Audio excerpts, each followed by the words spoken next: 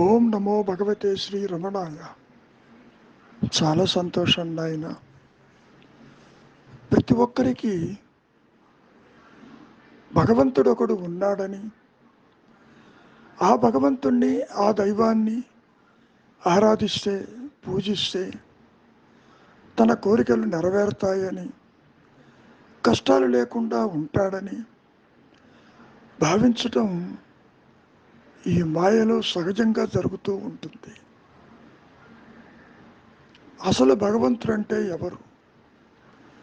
అసలు ఉన్నాడా లేడా? లేని భగవంతుణ్ణి ఉన్నట్టుగా భావించి భ్రమ చెందటం అనేది ఎంతవరకు సమంజసమో కాస్త పరిశీలిద్దాం. ఈ భూప్రపంచమంతా కూడా, ముఖ్యంగా భరత భూమిలో అణువున గుళ్ళు, గోపురాలు, పవిత్ర స్థలాలు, పవిత్ర నదీ జలాలు ఒకటి కాదు. ఇవన్నీ ఉన్నట్టుగా భావించి ఆ దైవాన్ని వెతకటానికి ప్రయత్నం చేస్తాడు ప్రతి ఒక్కడు ఈ మాయలో.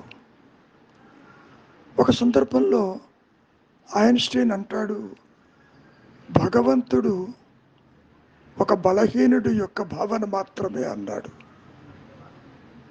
God is nothing but A creation of A week mind. అది నిజమా కాదా అనేది కాస్త పక్కకు పెడితే, నీవు దేహమేనా?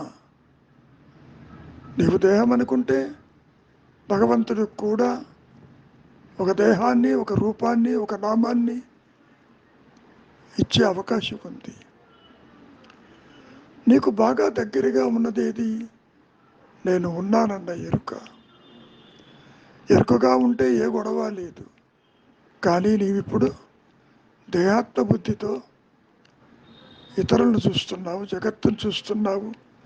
ఆ జగత్తును చూస్తూ ఒక సృష్టికర్త ఉన్నాడు, దైవం ఉన్నాడు, దీన్ని నడిపిస్తున్నాడు అనేటటువంటి భావన ప్రతి ఒక్కరిలోనూ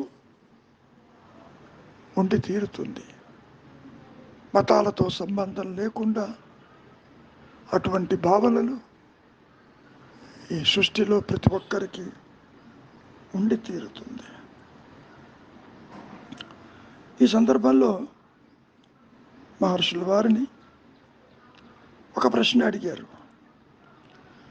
ఆ భగవంతుడు, ఆ ఈశ్వరుణ్ణి,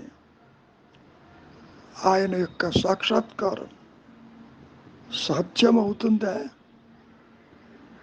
అనే ప్రశ్న సూటిగా అడగటం జరిగింది. ఎందుకు కాదు? ఇది అది అన్నిటినీ చూస్తున్నావుగా, అట్లే ఆ దాన్ని కూడా చూడవచ్చు. కానీ ముందు నీవు ఈశ్వరుడంటే ఏమో ముందు నిర్ణయించుకుంటే మరి శుభప్రదం మంచిది కదా. ముందు అదేదో చెయ్యి. ఈశ్వరుని అందరూ చూస్తూనే ఉన్నా చూడని వారే అవుతున్నారు. ఈశ్వరుడేమో వారెరుగరంటారు. మరి విగ్రహారాధన చేస్తూనే రామకృష్ణాది వారు మంత్రజపం జోడిస్తే మంచిదంటారు కదా. దానికి మహర్షుల వారు మానసిక జపం చాలా మంచిది, ధ్యానానికి అది దారి తీస్తుంది. మనస్సు జపము రెండు ఏకరూపమై పూజ స్వరూపం నీకు తెలుస్తుంది. ఆ పూజిత వస్తువులో లీనం కావటమే నిక్కమైన పూజ. అయితే ఇక్కడ పరమాత్మ, ఆ దైవము, ఆ భగవంతుడు మనకి ఎప్పుడూ అన్యంగానే ఉంటాడా? అందరూ కూడా సామాన్యంగా ఆ విధంగానే తమకు అన్యంగా ఉండాలని భావిస్తారు. కానీ అది నిజం కాదు. నీకతడు భిన్నుడు అనుకోవటం మొదలుపెట్టు. ఆ తర్వాత ఆ భిన్నుడు నీకే తెలుస్తుంది. జీవేశ్వర భేదం సిద్ధిస్తుంది. ఈ జీవుడు ఆ పరబ్రహ్మకి వేరు కాదని నీకే తెలుస్తుంది. ఒక్క విషయాన్ని బాగా గుర్తుపెట్టుకోండి. నీవు నిద్రిస్తున్నప్పుడు కలలో వలె అప్పుడప్పుడు మన నిజస్వరూపం మర్చిపోతూ ఉంటాము. ఈశ్వరుడు నిత్యసిద్ధి, అది జ్ఞానము. ఇంకా మహర్షులు వారు మాట్లాడుతూ, ఎవరైనా నీకు భగవంతుణ్ణి వివరించాడనుకుందాం.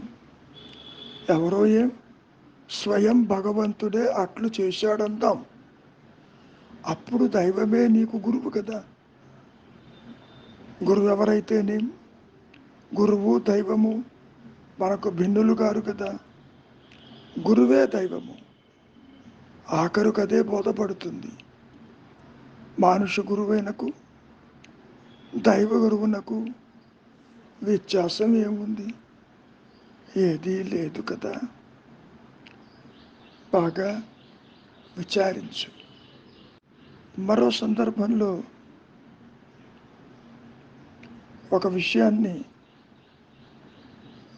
అడిగారు.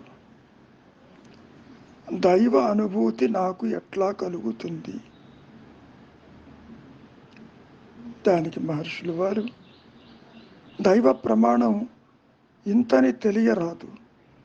పైపెచ్చు అతడు మనలోని వాడు కాడు, బాహ్యస్థితుడు. ఆత్మ అంటేనో నీతోనే సదా ఉంటుంది. అది నీవే ఉన్నావు. అంత దగ్గర దాన్ని వదిలి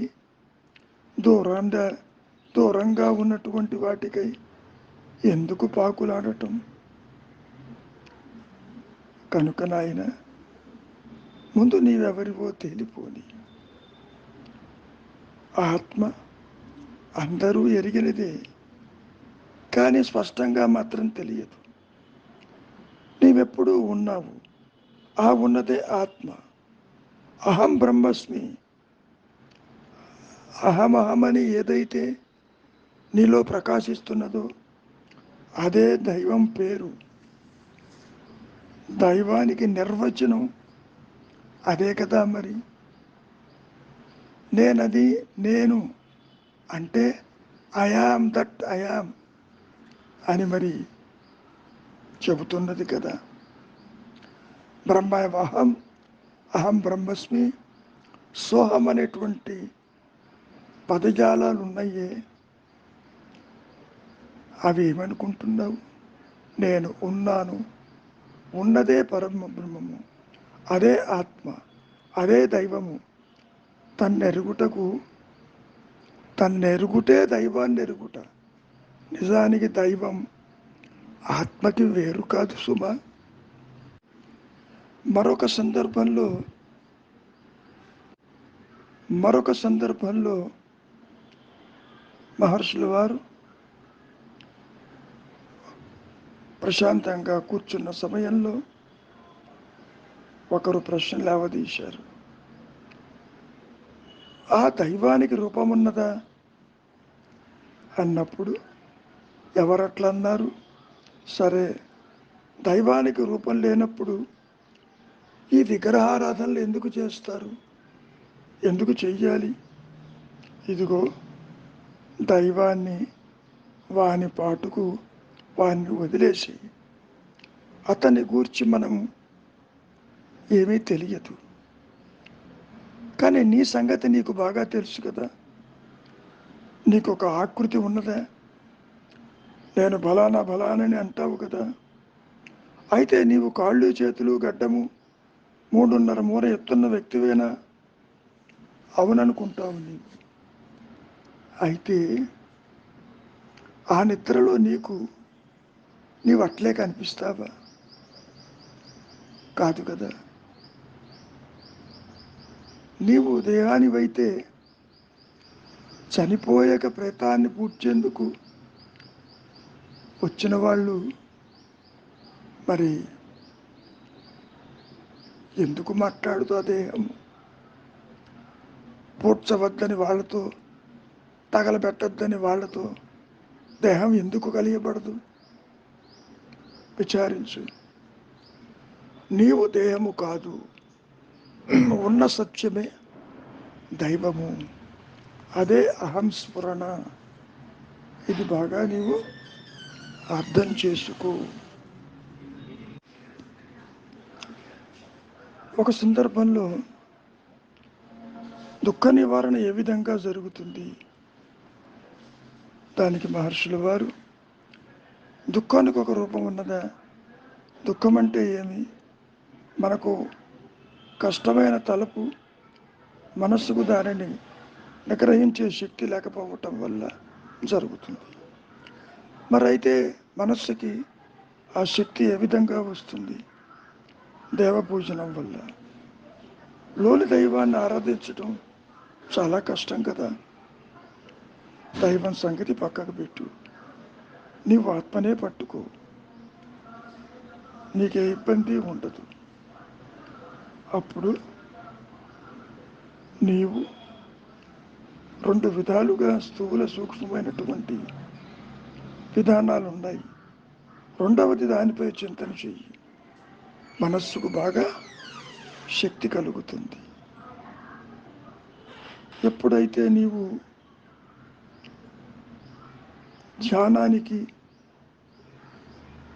బయలుదేరతావో మనస్సు నిశ్చలము అయితేనే కదా. కాబట్టి ఆలోచనారహితమైన స్థితిలో నీవు ఉండటానికి ప్రయత్నం చెయ్యి. మరి దైవం ఒక ఆలోచన, జీవుడు ఆలోచన, జగత్ ఆలోచన, అన్యులున్నారనేది ఆలోచన. ఆలోచన లేనటువంటి మనస్సు నీ సహజత్వంగానే ఉంటుంది. ఒకవేళ దైవము నీకు అన్యంగానే ఉన్నాడని అనుకుందాం, మరి ఆ దైవము ఆత్మ లేని దైవము అయి ఉండాలిగా. అది సాధ్యమా? ముందు నీవు దేహము కాదు, దేహివి. దేహము లేకపోయినా నీవు ఉన్నావు. ఆ ఉన్న స్థితి ఏదో నీవు నిలిచి ఉండగలిగితే దైవం అంటే ఏమిటో నీకే అర్థమవుతుంది. సరే, నీకేది చేత కాదంటున్నావు. చెప్పవలసిందంతా ఇదే. విధి అంటే ఏమి? విధి అంటూ ఏదీ లేదు. స్వాత్మార్పణ చేసుకో. ఆ ఉच्चతర శక్తికి, ఆ దైవానికి శరణుజొచ్చు. అంతా భారం దైవం పైన వెయ్యి. నీ బరువు నీపై ఉంచుకోవద్దు. అప్పుడు నీ ప్రారంధము, నీ కర్మ, విధి అనే పదాలు ఉన్నాయే, నిన్నేమీ చెయ్యవు. శరణాగతి అసాధ్యం అంటున్నావా? నిజమే. ఆరంభంలో పూర్ణ శరణాగతి కష్టంగానే ఉంటుంది. కొంతకు కొంత అందరికీ సాధ్యమే. కాలక్రమేణా అదే పూర్ణ శరణాగతికి దారి తీస్తుంది. సరే, స్వార్పణ అసాధ్యమైతే మరేం చెయ్యాలి? మనశ్శాంతి లేదంటున్నావు, దాన్ని సమకూర్చే శక్తి లేదు. ఆ శక్తిని స్వార్పణ తప్పితే మరేది ఇవ్వలేదే. నువ్వు అనుకుంటున్నావుగా ఒక దైవము, ఒక భగవంతుడు, ఒక ఉच्चతర శక్తి, ఒక సృష్టికర్త ఉన్నాడని. ఆ భావానికే నువ్వు శరణాగతిగా. అప్పుడు నీ విధి పూర్తిగా అంతరించిపోతుంది. కనుక భగవంతుని శరణుజొచ్చితే భగవంతుడే దాన్ని చూసుకుంటాడు. విధి దైవ నిర్ణీతమే, దైవమే దాని నియమని తొలగిస్తుంది. అన్నీ ఆయనే చూసుకుంటాడు, నీకెందుకు? అంతరంలో మనస్సు అంతర్ముఖం చేస్తే లోన చేతస్సుగా భగవంతుడే ఆవిష్కరిస్తాడు సుమ, ఉన్నానన్న ఎరుకతో. దైవము నీవు అనుకునేటటువంటి ఆ ఉच्चతర శక్తి అందరిలోనూ చూచేవానిలోనూ ఉన్నాడు. దైవాన్ని మరెక్కడ చూడటం? మనకు వెలిగా వానిని చూడలేము. అతన్ని లోమలే చూడవలే. విషయములను చూచుటకు మనస్సు అవసరం కదా. అందరిలో భగవంతుడిని భావించటం మన శ్రేష్ట. కానీ మనస్సు నిజం కాదు. మనస్సును వర్జిస్తేనే లోన ఉండే చేతనయే దైవం సుమ. ఇది గుర్తుపెట్టుకో. ఆలోచన లేని మనస్సు ఆత్మగానే, దైవంగానే, అహం బ్రహ్మస్మిగానే అది ప్రకాశిస్తూ ఉంటుంది. ఈ సందర్భంలో రమణ మహర్షుల వారు భగవద్గీతలోని విషయాన్ని ప్రస్తావిస్తూ, ఈశ్వరో గురురాత్మేతి, ఆ ఈశ్వరుడు ఉన్నాడే, గురువు ఆత్మ, ఇవి అభేదములు. నీలో ద్వంద్వభావన ఉన్నంత వరకు, అన్యత్వం ఉన్నంత వరకు నీవు గురువును వేరనుకుంటున్నావు. ఆయనకే నువ్వు అన్వేషిస్తావు. ఆయన నీకు సత్యాన్ని బోధిస్తారు. లోని సారం నీకు బోధపడుతుంది అప్పుడు. కనుక నీవు చెయ్యవలసింది అంతర్ముఖం కావటమే. నీవు దేహము కాదని, దేహివని, దేహము లేకపోయినా ఉన్నావని, ఆ ఉన్న స్థితే నీ సత్యస్థితి అని నీవే గుర్తిస్తావు. మరొక సందర్భంలో ప్రతి ఒక్కరికి వచ్చేటటువంటి ఆలోచనే, నీవేమో దైవం ఉన్నాడంటావు, నాకేమో కనపట్టలేదు. మరి మీరు దైవం ఉన్నాడని నన్ను నమ్మించండి చూద్దాం అంటూ ప్రశ్నించడం మొదలుపెట్టారు. ఆత్మలబ్ధి అటు విశ్వాసానికే సమన్నాయన. ప్రారంధానికి పురుషాకారానికి సంబంధం ఏమిటని అడుగుతున్నావు? ఈ లోపల ప్రారంధము కర్మ, దానికి ఒక కర్త ఉండాలి కదా. కర్త ఎవరో చూడు. పురుషాకారము యత్నము, ఆ యత్నించేది ఎవరో చూడు. ఆ స్వరూప నిర్ణయం అవుతుంది. వాని సంబంధం తెలియగోరేదే సంధి. కనుక నేనుగా నిలిచి ఉన్నటువంటి ఏకైక సత్యస్థితే, అదే పరబ్రహ్మము, అదే దైవము, అదే ఉच्चతర శక్తి, అదే ఉన్న ఎరుక. ఇలా మనం చెప్పుకుంటూ పోతూ ఉంటే ఎన్నో విషయాలని మహర్షుల వారు విశదీకరించడం జరిగింది. ఒక సందర్భంలో అస్పృశ్యతపై అడిగారు ప్రశ్న. దానికి రమణ మహర్షుల వారు జవాబిస్తూ, అనాత్మ అస్పృశ్యము. ఈ సంఘంలో అస్పృశ్యం ఉన్నదే, అది మానవ నిర్మితము. ఎప్పుడైతే నీవు దేహాత్మ బుద్ధి విడనాడుతావో,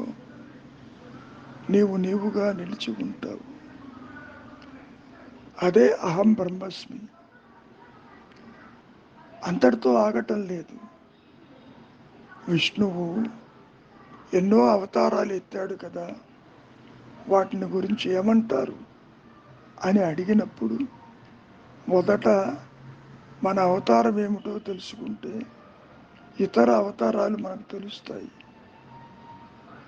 ఈశ్వరుడు ఉన్నాడనేది, లేదు అనేది రెండూ కూడా వ్యక్తిత్వ అహంకారమైనటువంటి యొక్క ప్రశ్నలేను. ముఖ్యంగా ఈశ్వరుడు అంటే మనం అర్థం చేసుకునే దాని మీద ఉంది. ఈశ్వరుడు ఎవరి భావనో మొదట అది కనుక్కోండి. ఆ భావన ఆ భావించిన వాణ్ణి బట్టి ఉంటుంది. మొదట నీవెవరివో తెలుసుకో. ఆ సమస్య దానంతటదే పరిష్కారం అవుతుంది. ఎందుకు ఊరికే ఊహాలోకాల్లో దేవుడు అక్కడున్నాడనో, ఆకాశంలో ఉన్నాడనో, పలాని ప్రదేశంలో వెలిసి ఉన్నాడనో, ఈ భావాలకి నువ్వు ఎందుకు అవకాశం ఇస్తావు అంటూ చెప్పుకొచ్చారు. ఇంకో సందర్భంలో అహం బ్రహ్మస్మికిని బ్రహ్మైవ అహమునికి ఏవైనా తేడా ఉందా? ఉన్నదే పరబ్రహ్మం అంటున్నారు కదా. దానికి మహర్షులు వారు మొదటిది ప్రత్యక్ష వృత్తి, రెండవది పరోక్ష జ్ఞానము. మొదటిది ఆత్మసాధనతో ప్రారంభిస్తుంది, రెండవది శృతము ఆత్మకన్యము అయిన బ్రహ్మముతో మొదలెడి అది చివరికి అనుభూతమే కదా అని సరిచూస్తుంది సుమ. కాబట్టి బ్రహ్మైవ అహం అన్నా, అహం బ్రహ్మస్మి అన్నా, ఆ బ్రహ్మమే అహం రూపేణ ఉన్నదని, నేను ఉన్నాను నేను ఉన్నాను అనే అహం స్ఫురణ ఏదైతే ఉన్నదో అదే పరబ్రహ్మం కింద మనం ఇక్కడ చెప్పుకుంటాం. మరొక సందర్భంలో మహర్షులు వారు మాట్లాడుతూ, ఊరక ఉండు, నిశ్చలంగా ఉండు, నేను దైవమని తెలుసుకో. నేను అంటే అహం స్ఫురణ, అంతేకాని నీవు ఊహించేటటువంటి ఆకారములు నామములు రూపములు కాదని స్పష్టం చేశాడు. ఇక్కడ నిశ్చలత వ్యక్తిత్వాన్ని లేశమైనా మిగల్చని స్వార్పణం. నిశ్చలత ఎప్పుడైతే ప్రగాఢంగా ఉంటుందో మనశ్చాంచల్యం సమసిపోతుంది, అది తల ఎత్తదు. కర్తృభావనకు కాంక్షకు వ్యక్తిత్వానికి కారణం ఏమిటో తెలుసా? మనశ్చాంచల్యమే కారణం. దాన్ని కనుక నీవు ఆపితే శాంతి వెలువరిస్తుంది. అక్కడ ఎరుగుటే అంటే ఏమిటి? ఉండుట. అదే జ్ఞానము. జ్ఞేయము జ్ఞాత అనే త్రిపుట్లవంటి కాదు. దైవము నేనన్న తలంపు, పరమాత్మను నేను ఉన్నానన్న భావములు నీవు ఎంత అనుకున్నా ఉపయోగం లేదు. నేననేదే నేను, నేను ఉన్నాను, ఇది దైవమే, తలపు కాదు. అహం స్ఫురణ, అహం వృత్తి దైవము కాదు అని నీవు అనుకుంటున్నావు.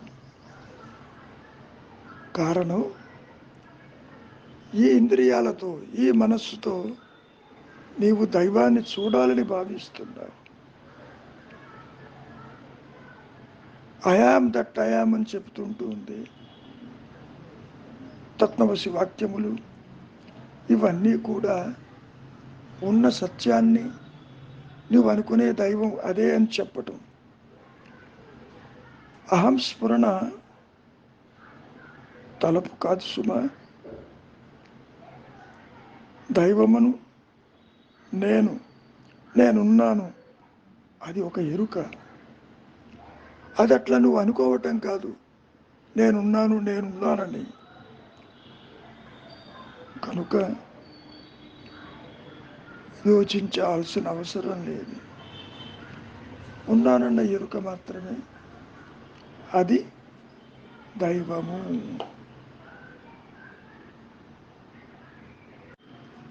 ఇప్పుడు నీవు దేహాన్ని చూస్తున్నావు. దేహాన్ని బదులు చెప్పమను, దేహం ఇప్పుడు గోచరిస్తుందని చెబుతున్నవాడు ఎవరు?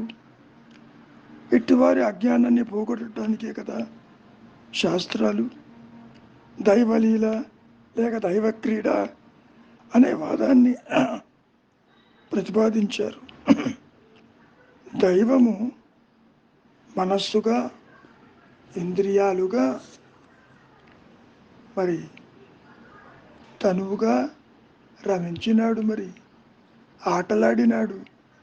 ఆయన ఆట సంకటమనటానికి నీవెవరివి? దైవ చేష్టను ఆక్షేపించేందుకు నీవెవరివి? ఉండటమే నీ విధి.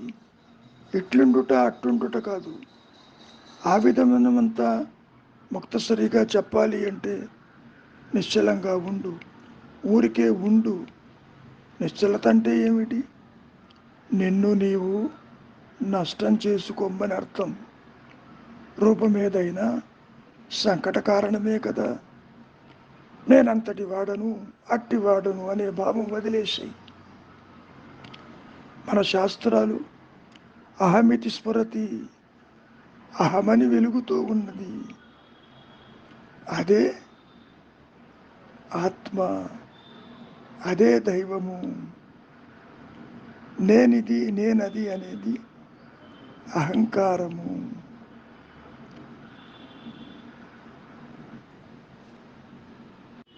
మరొక సందర్భంలో మహర్షుల వారిని ఆ భగవంతుడికి, ఆ దైవానికి మీరనే ఆత్మకు వేరుగా ఉందా, భిన్నమా, అభిన్నమా కాస్త చెప్పండి అన్నారు.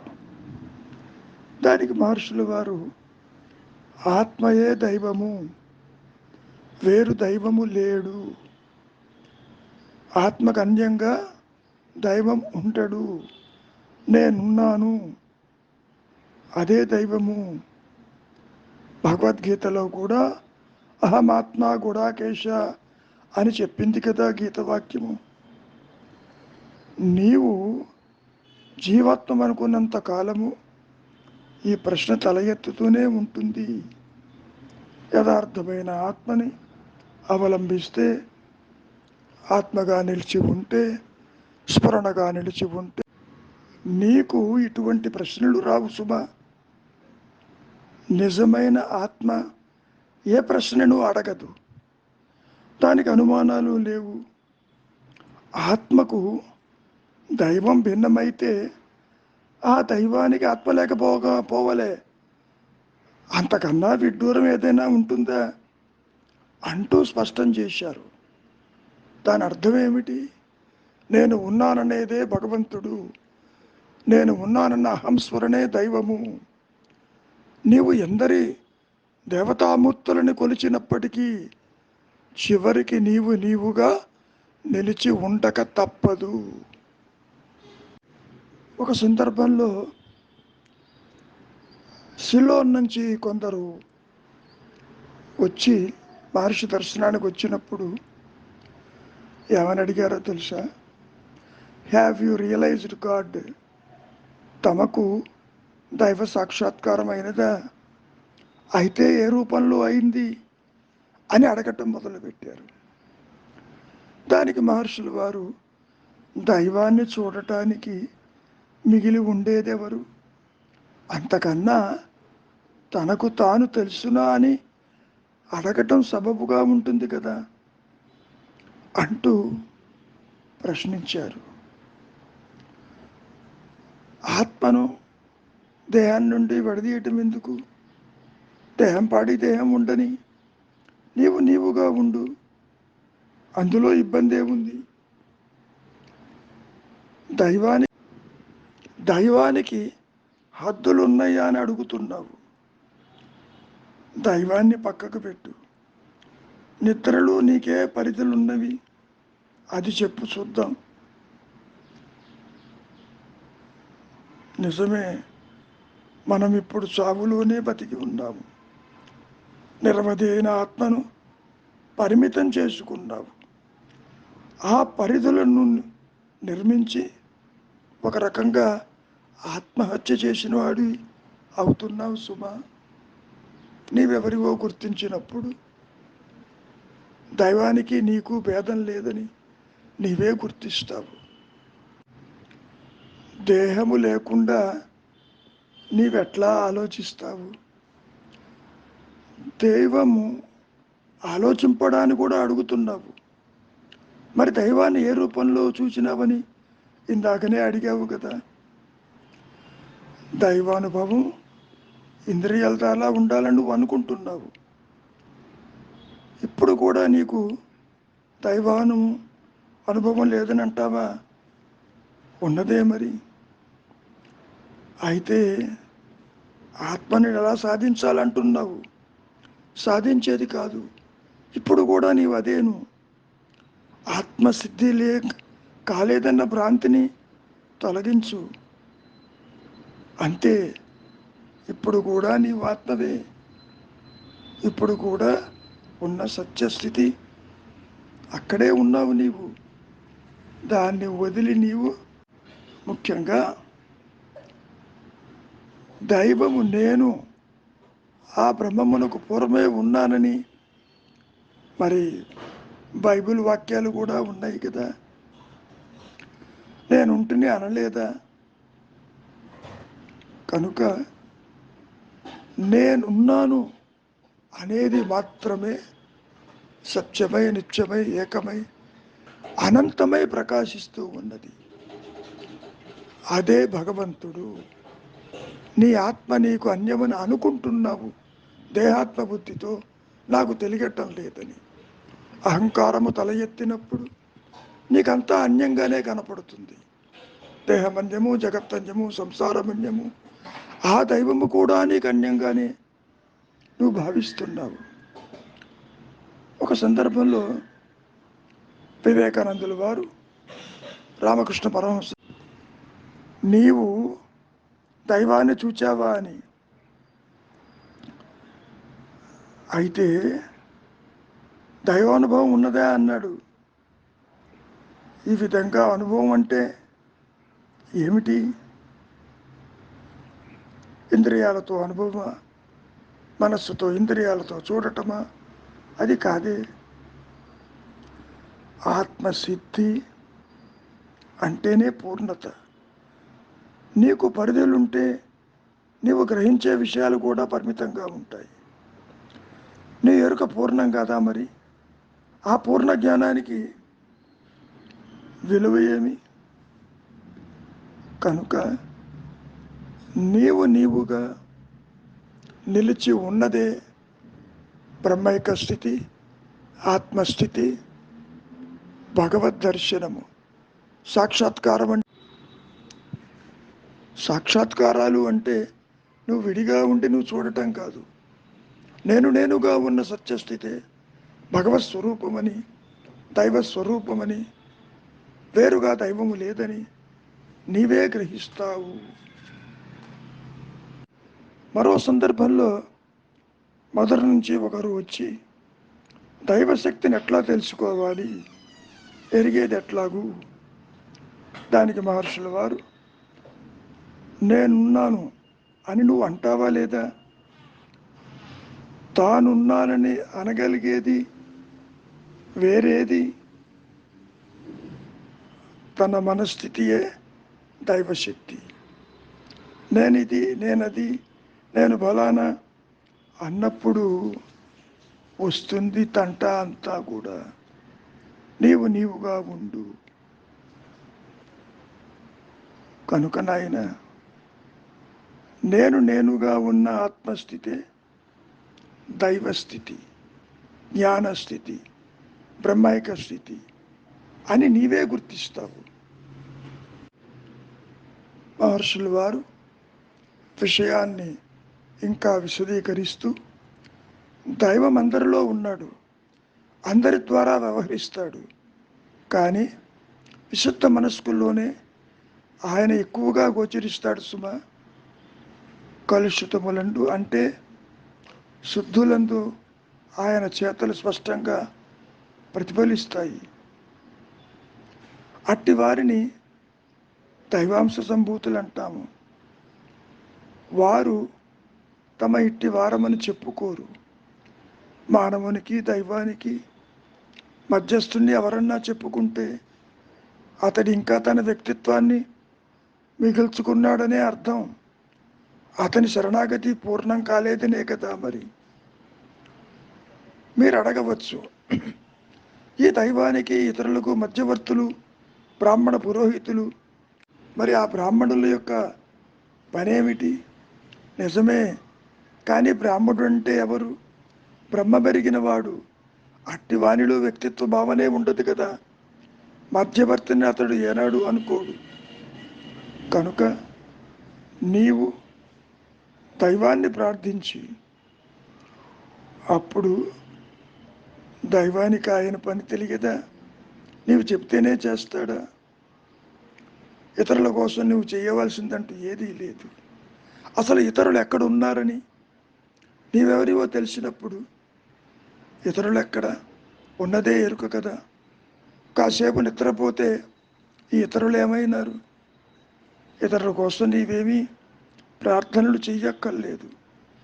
నీవెవరివో అని ముందు తెలుసుకో, అది చాలు అంటూ హెచ్చరించారు మహర్షులు వారు.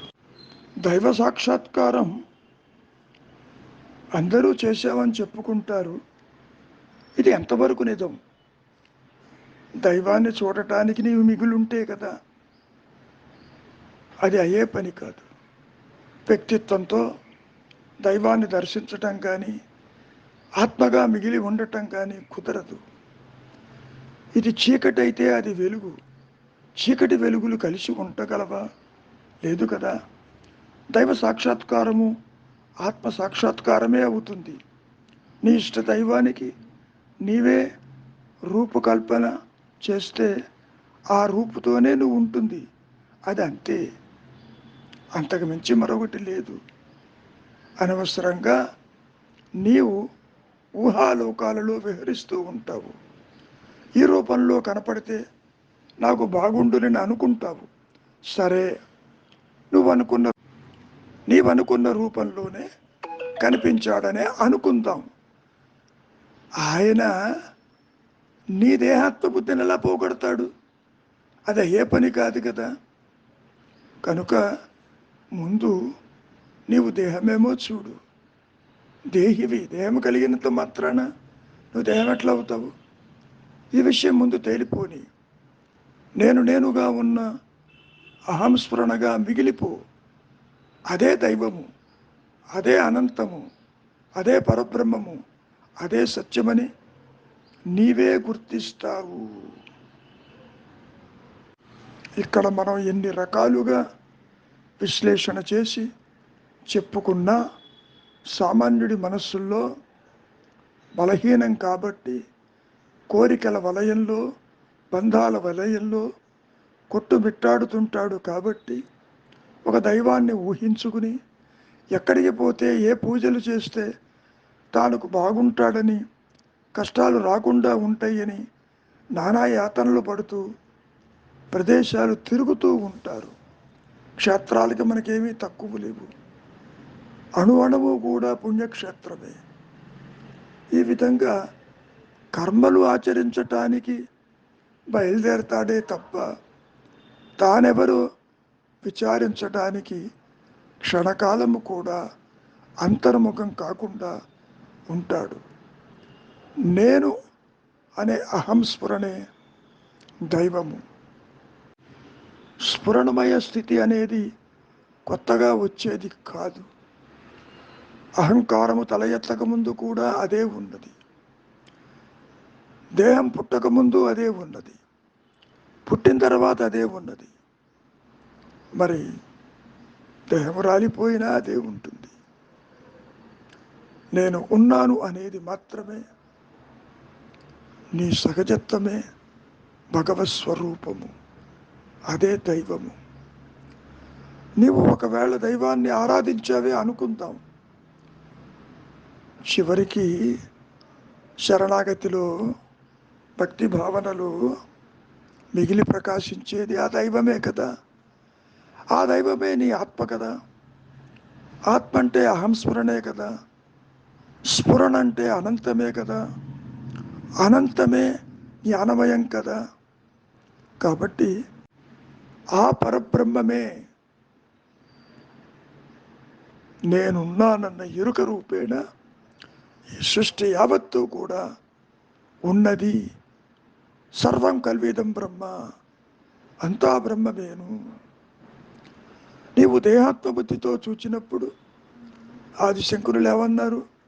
బ్రహ్మమే సత్యము, జగత్తు మిథ్య అన్నారు.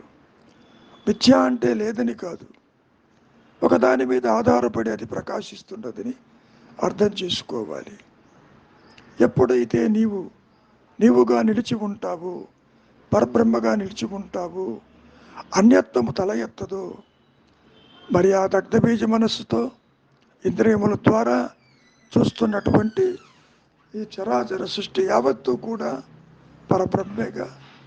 అందుకనే సర్వం కల్విదం బ్రహ్మ, ఉన్నదే బ్రహ్మము, మరి లేని బ్రహ్మము మాత్రమే ఉన్నది, జ్ఞానం మాత్రమే ఉన్నది, అక్కడ సృష్టి లేదు. ఇది నా అనుభవం అని ఎంత చెప్పినా ఈ మాయలో మింగుడు పడదు. చూడటానికి ఆత్మని నీవు మిగిలి ఉండాలి కదా. మరి అహంకార త్యాగమే వ్యక్తిత్వ నాశమే ముక్త స్థితి, ఆత్మస్థితి, బ్రహ్మైక స్థితి. అదే దైవం యొక్క రూపము. మంచిది.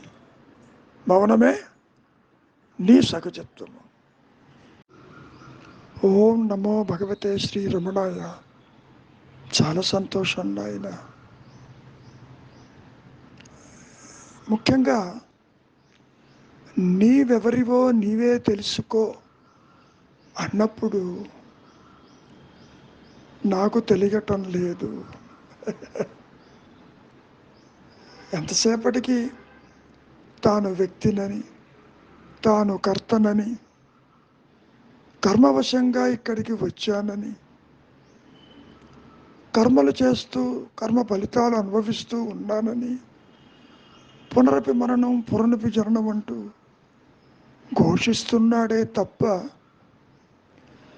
ఆ మనస్సులో దాగి ఉన్న అంతఃకరణ చతుష్టయంలో బుద్ధి అనేటువంటిది ఒక ఎరుక, ఒక తెలివి, ఒక జ్ఞానము ఉన్నది ఇక్కడ. ఇది అభాసమే కావచ్చు, స్వయం ప్రకాశము లేకపోవచ్చు. కానీ రమణ మహర్షి వారు ఏమంటున్నారు ఈ సందర్భంలో? బుద్ధి యొక్క సూక్ష్మత అంటే the subtle form of intelligence will definitely leads to your reality, the awareness. ప్రతి ఒక్కరికి తెలివితేటలు ఏదో రూపేణ ఉంటాయి. తెలివిహీనుడుంటూ ఎవరూ ఉండరు. కాకపోతే కోరికల వల్ల, బంధాల వల్ల, రాగద్వేషముల వల్ల,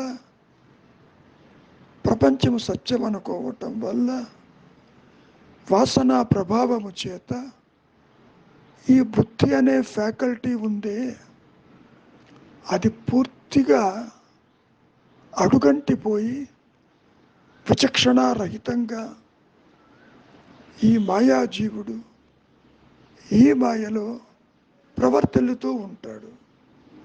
విచారం చెయ్యడు. నీవెవరివో విచారం చెయ్యాలి అన్నా మరి బుద్ధి కావాలిగా. తెలివితోనే కదా చేసేది. ఒకసారి రమణ మహర్షుల వారిని దర్శించటానికి శివప్రకాశం పిళ్ళే వచ్చారు. ఈ విషయం మనం గతంలో కూడా ఎన్నోసార్లు ప్రస్తావించడం కూడా జరిగింది. ఆయన ఏ ప్రశ్నే అడగలేదు, తానెవరో చెప్పమన్నాడు. చూడండి ఎంత విచిత్రంగా ఉందో. అప్పుడు మహర్షులు వారు అరివిన్ అన్నాడు.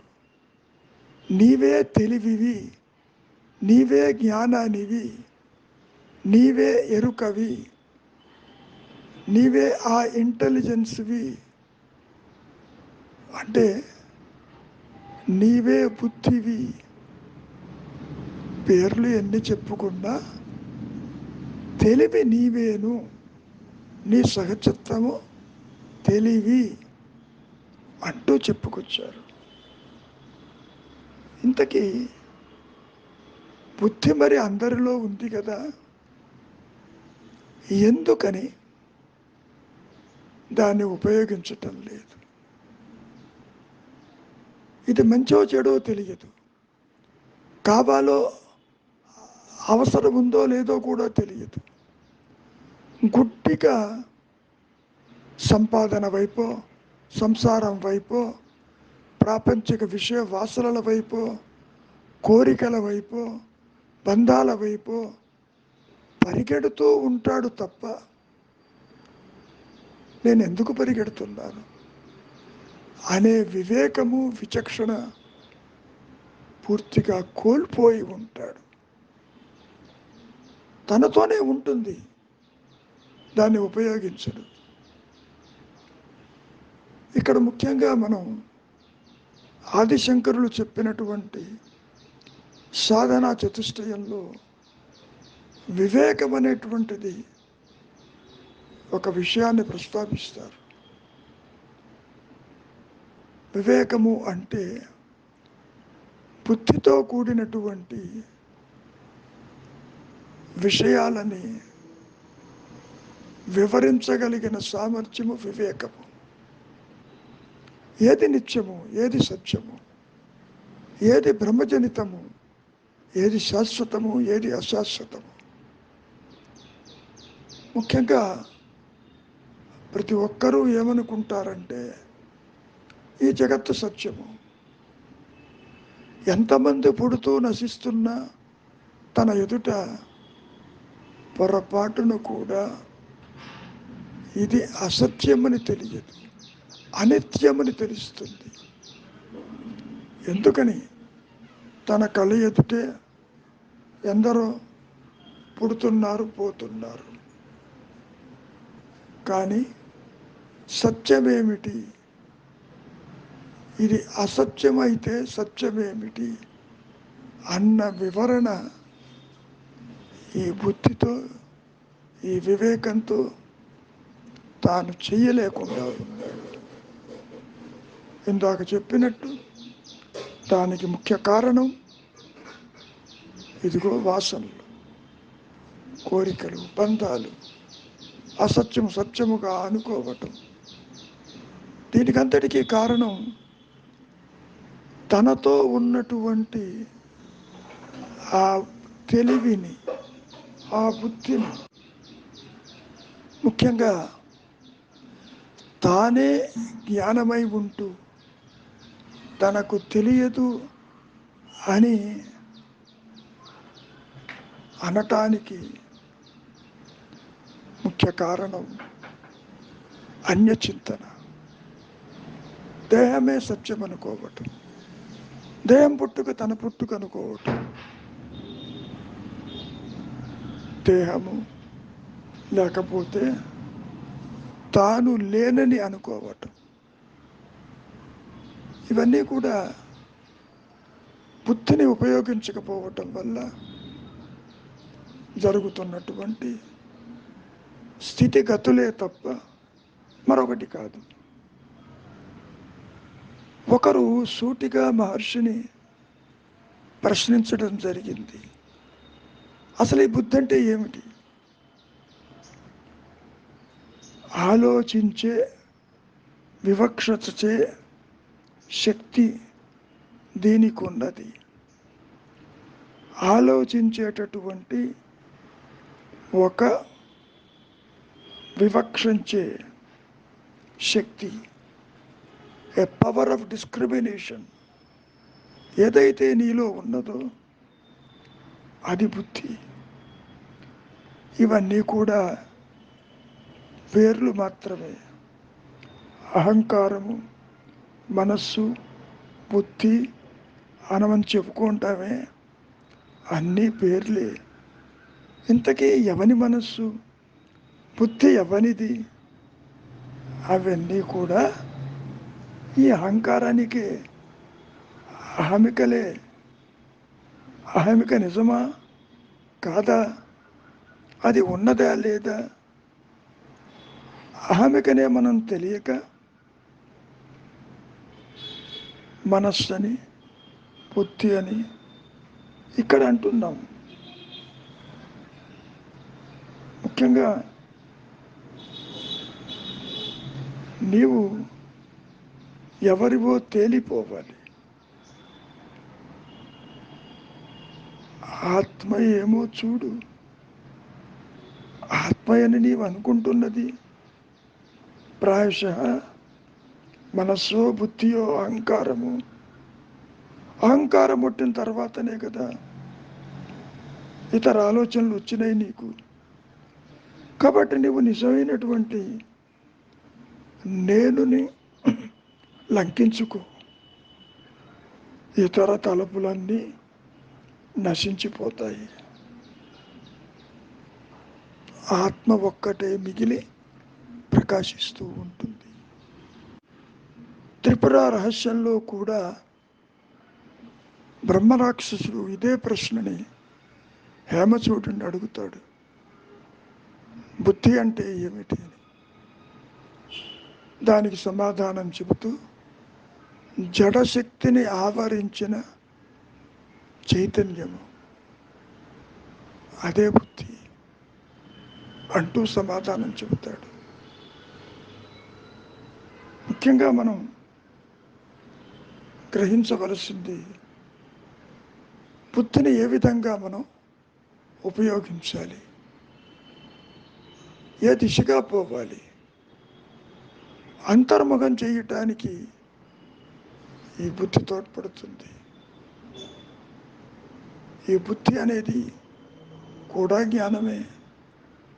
కాకపోతే ఇది సాపేక్ష జ్ఞానం, ఆభాసకాంతితో కూడుకుని ఉంది. ఇక్కడ స్వయం ప్రకాశం అనేది దానికి లేదు. ఎంత నీవు ఆలోచించినా నీ ఉనికిని నీవు తెలుసుకోలేవు. ఈ బుద్ధి కొంతవరకే నీకు పనిచేస్తుంది. అది మూలాన్ని చేర్చలేదు, ఆత్మని గ్రహించేటట్లు చెయ్యలేదు. నీకు నీ తలపులే అడ్డు అన్నప్పుడు ఆ అడ్డు తొలగించేది ఏ విధంగాను అనేటటువంటి విషయాన్ని గ్రహించటానికి ఇది ఉపయోగపడుతుంది. ఒక సందర్భంలో మహర్షి అంటారు, సత్యాత్మని మిథ్యాత్మని వేరు చెయ్యి. ఎలా చెయ్యాలి? ఇదిగో ఈ బుద్ధిని ఉపయోగించి చెయ్యాలి. దేని వల్ల నీవు తెలుసుకోగలుగుతున్నావు? జ్ఞానం వల్ల, బుద్ధి వల్ల, వివేకం వల్ల, చైతన్యం వల్ల. పేర్లలో భేదమే కానీ అంతా ఒకటే. నీవు చూస్తున్నానంటావు, చూడటానికి నీవు ఉండాలి, అక్కడ వస్తువు ఉండాలి. మరి కలిపేదేది? జ్ఞానమే కలుపుతుంది. ఏ విధంగా అయితే చీకట్లో వెలుగు ప్రసరించినప్పుడే నీవు వస్తువులను గుర్తిస్తావో, ఇక్కడ కూడా ఇంద్రియాల ద్వారా ఈ జగత్తును చూస్తున్నావు అంటే, చూచే నీవు చూడబడే జగత్తుని ఏది కలుపుతుందనుకుంటున్నావు? ఆ జ్ఞానమే కలుపుతుంది. అప్పుడు నీవు ఇవన్నీ చూస్తావు. నీలో ఉన్నదే బాహ్యంగా చూస్తావు. ముఖ్యంగా ఈ మనస్సుకు అరూపమా స్వరూపమేమి అని అడిగినప్పుడు మహర్షుల వారిని, నీవు నిద్ర మేల్కొన్నప్పుడు ఒక వెలుగు కనిపిస్తుంది కదా, అది మహాతత్వం గుండా వెళుతున్న ఆత్మ ప్రకాశం. దానిని విశ్వచైతన్యం అంటారు. అది అరూపము, దానికి రూపం ఉండదు. ఆ తేజం అహంకృతిపై పడి ప్రతిఫలిస్తుంది. అప్పుడు నీకు దేహము ప్రపంచము గోచరిస్తాయి. ఈ మనస్సు యొక్క స్వరూపము ఈ అభాస చైతన్య కాంతిలో మాత్రమే నీకు విషయాలు అగుపిస్తూ ఉంటాయి. దాన్నే మనం జ్యోతి అంటాం, ఎరుక అంటాం. నాకైతే మరి ఆ జ్ఞానం కావాలంటున్నావు. ఎవరా జ్ఞానం కోరుతున్నది? నేను అంటావు. ఆ నేనెవరు? అది కనుక్కో. ఆ తర్వాత కావలసిన జ్ఞానం ఏదో నీవు చూద్దువు గాని. ఒక సందర్భంలో మహర్షుల వారి దగ్గరికి వచ్చిన వారు ఈ విధంగా ప్రస్తావించడం మొదలుపెట్టారు. నన్ను నేను విమర్శించుకుంటూ పోతే బుద్ధిని దాటిపోతాను, కానీ ఆనందం నాకు కనిపించటం లేదు. దానికి మహర్షుల వారు, బుద్ధి ఆత్మకు ఒక పరికరం సుమ, దాని కబలి దాన్ని తెలియటకు అది ఎట్లు ఉపయోగపడుతుంది? కుదరదు కదా. తెలియనివి తెలుసుకోవటానికి బుద్ధి ఒక సాధనం. దాన్ని ఆత్మను జ్ఞానమను, అదే నీవు గనక నీ ఎప్పటికీ ఎరుక ఉంది. కాబట్టి నీవు జ్ఞాన విషయం కావు. బుద్ధి నీ వెలుపలి విషయాలను తెలియజేస్తుంది, కానీ తనకే కారణమైన దానికి చూపలేదు. నిన్ను నీవు ప్రశ్నించుకునే వరకే ఈ బుద్ధి యొక్క ఉపయోగం. ఆ పైన కాదు కదా. అంతటా అది అహమికలో విలీనం కావాలి. అహమిక మూలాన్ని వెతకటం మొదలుపెట్టు. అది జరిగిన అహమిక అంతరిస్తుంది. ఆ మూలంగా ఉండిపోతావు. అహమిక మళ్ళీ నీకు తల ఎత్తదు. కనుక తలపులు ఎక్కడ పుడుతున్నాయో చూడు, బుద్ధిని ఉపయోగించు. నీవు అదే ఉంటూ నాకు తెలియదు అనటానికి ముఖ్య కారణం నీవు ఈ బుద్ధిని, ఈ తెలివితేటల్ని ఉపయోగించకపోవటమే. గుడ్డిగా నీవు దేహమని, జగత్తు ఒకటి ఉన్నదని, సంసారం ఉన్నదని భావిస్తున్నావే తప్ప మరొకటి కాదు. ముఖ్యంగా మనస్సులో ఈ బుద్ధి సూక్ష్మత స్వరూప జ్ఞానంగా అది తీసుకువెళుతుంది. నువ్వు విచారం చేస్తే తెలివి అన్నా, బుద్ధి అన్నా, జ్ఞానం అన్నా, కాన్షియస్నెస్ అన్నా, ఎరుక అన్నా అంతా ఒకటే. ముఖ్యంగా గుణరహితమైన మనస్సు, శుద్ధమైన మనస్సు అంటే రజో తమో గుణములు తల ఎత్తకుండా శుద్ధ సత్వమై ఉన్నటువంటి ఆ మనస్సులోనే మరి నీ ఎరుక, నీ సహజత్వము ప్రకాశిస్తూ ఉన్నది కదా. శుద్ధమై శుద్ధ సత్వమై అక్కడే ఉన్నది, కొత్తగా ఏదీ రాదు. ఆత్మస్వరూప జ్ఞానం ప్రకాశిస్తుంది అనుగ్రహం చేత. అనుగ్రహం అంటేనే ఆత్మ, అనుగ్రహమే గురువు, అనుగ్రహమే దైవము. కాబట్టి జ్ఞానవృత్తి చేత అంటే తనకు తాను తెలుసుకునే సామర్థ్యము ఒక్క ఆత్మకే ఉంటుంది. ఈ సృష్టిలో మరే ఇతర వస్తువులకి అది ఉండదు. అందుకనే మనం ఏ విధంగా చెప్పుకున్నాం గతంలో కూడా, ఆత్మను గురించిన జ్ఞానము పూర్తిగా అది వృత్తి జ్ఞానము, అది బుద్ధి సంబంధి. ఆత్మయే అయిన జ్ఞానము స్వరూపము. ఆత్మస్వరూపం ఏంటి? జ్ఞానమే. అది నిరాకారమైనటువంటి ఎరుక కలిగిన జ్ఞానము. అదే నీ సహజ స్వరూపము, అనంతము. దాన్ని మనం మాటలతో ఎలా చెబుతాము? బుద్ధి వృత్తి ఉన్నదే ఆత్మ యొక్క రూపమును, అఖండాకార వృత్తిని తీసుకున్నదై ఇతర బుద్ధి వృత్తులన్నిటినీ అది నిర్మూలిస్తుంది నాయన. అదిక మిగలదు.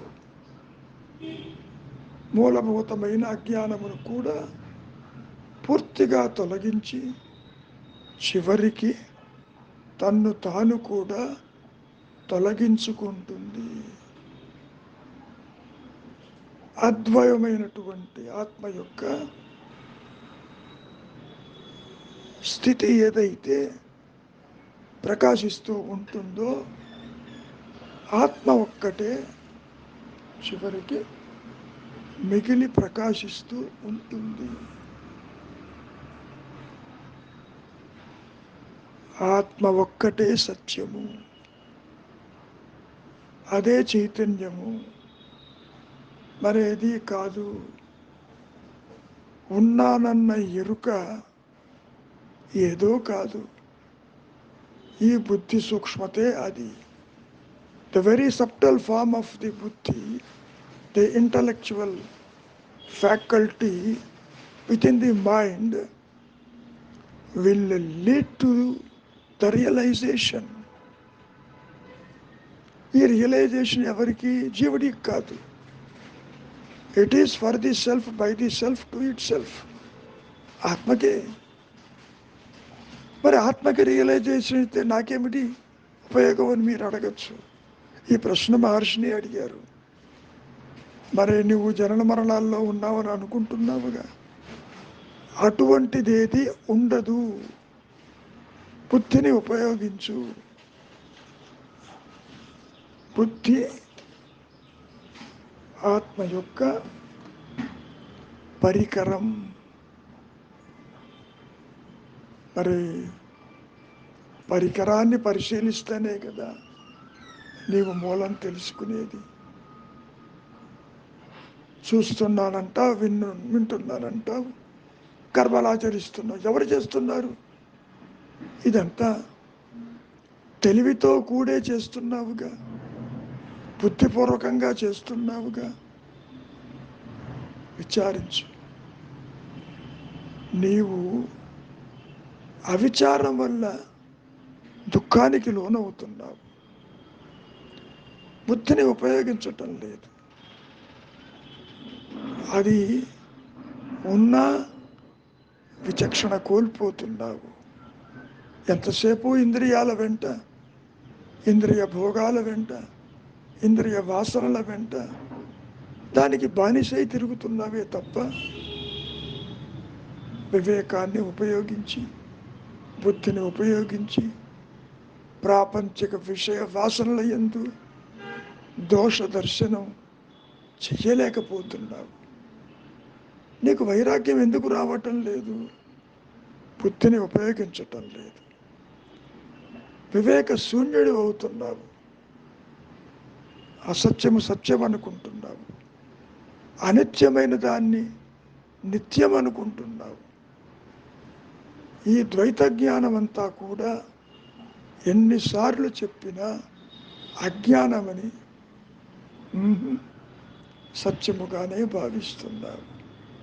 ఇతరులు ఉన్నారని, సంసారం ఉన్నదని, బాధ్యత ఉన్నదని, నేను ఈ కర్తృత్వాన్ని వదలలేనని, నాది అని, నీది అని, ఈ విధంగా అహంకారము బుద్ధిని పక్కకు పెట్టి అది ప్రవర్తిల్లుతుంది, బుద్ధిహీనతగా తానే చేసుకుంటుంది. ఉపయోగించటంలే, నాకు తెలియదంటుంది. తెలియదని చెప్పటానికి కూడా మరి బుద్ధి కావాలిగా. అవిచారం వల్లనే ఈ దుఃఖాలు ఏర్పడుతున్నాయి. చేయవలసింది విచారము, బుద్ధితో విచారము, తెలివితో విచారము, జ్ఞానముతో విచారం. ఒకసారి ఇది అసత్యమని తేలిపోతే అదుగో సర్పరజ్జు భయభ్రాంతిలో పాముని వెతకపోతుంటే అది ఎక్కడ నీకు భయం కలిగిందో అక్కడే తాడు ప్రత్యక్షమైందిగా. ఆ తర్వాత పాము భయం పోయింది, ఇక బుద్ధితో పని లేదు. అదేవిధంగా నేనుగా నిలిచినప్పుడు ఈ బుద్ధి కూడా తనకు తాను అంతరించిపోతుంది. సాపేక్ష జ్ఞానము నిలవదు. పూర్ణ జ్ఞానమందు సాపేక్షానికి పనేముంది? లేదు కదా. మంచిది, విచారించండి, బుద్ధి సూక్ష్మతని గ్రహించండి. మౌనానికి మించిన సాధనంటూ ఏదీ లేదు. ఎరుకతో కూడిన ఆలోచన లేని మానసిక స్థితే మౌనము, నీ సహజత్వము. అదే జ్ఞానము. మంచిది.